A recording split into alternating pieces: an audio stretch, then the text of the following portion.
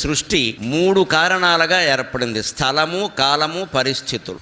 శాస్త్రజ్ఞులు, సైంటిస్టులు కూడా అంగీకరించిన విషయం అది. టైం, స్పేస్ అండ్ కాజేషన్ అంటారు దాన్ని. Time, space and causation. Time అంటే కాలం, స్పేస్ అంటే స్థలం, కాజేషన్ అంటే కార్యకారణ సంబంధం, పని జరగడానికి దాని కారణానికి ఉండే సంబంధం. సరిగ్గా ఆ సదాశివుడు అంటాం మనం. అందుకని శివుడు కాలతత్వం, ఆ కాలానికి ప్రతీకే శివుడు.